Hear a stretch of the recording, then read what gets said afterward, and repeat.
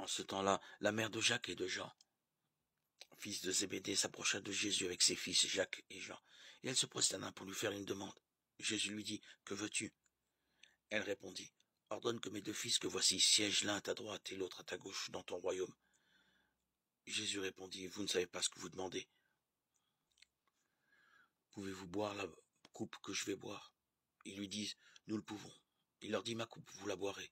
Quant à siéger à ma droite et à ma gauche, ce n'est pas à moi de l'accorder. Il y a ceux pour qui cela est préparé par mon Père. » Les 10 autres qui avaient entendu s'indignèrent contre les deux frères. Jésus les appela et dit, « Vous le savez, les chefs des nations, les commandants, maîtres, et les grands font sentir leur pouvoir. Parmi vous, il ne devra pas en être ainsi. Celui qui veut devenir grand parmi vous sera votre serviteur, et celui qui veut être parmi vous le premier sera votre esclave. Ainsi le Fils de l'homme n'est pas venu pour être servi, mais pour servir, et donner sa vie en rançon pour la multitude. »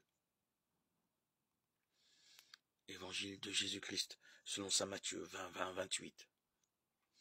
Ici, Jésus énonce pour tous ses disciples présents et à venir un principe fondamental qui est à contre-courant de la pratique de tous les pouvoirs humains.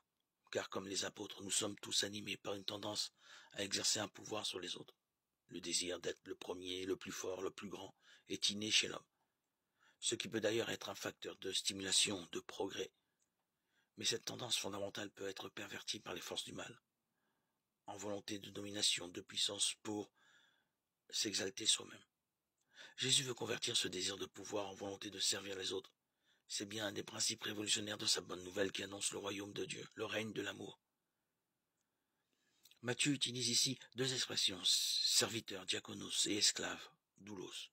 Le mot esclave étant pris ici dans son sens large et équivaut au mot serviteur, ce qui dépend d'un maître. Ces termes ne visent pas à nous laisser asservir mille sous une interdépendance des frères et sœurs de la communauté chrétienne.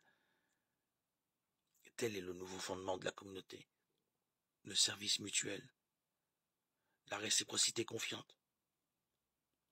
Jésus énonce donc pour tous ses disciples un retournement fondamental qui exige une conversion radicale, à contre-courant de la pratique des relations humaines. Une nouvelle manière d'être dont Jésus se présente comme la référence exemplaire.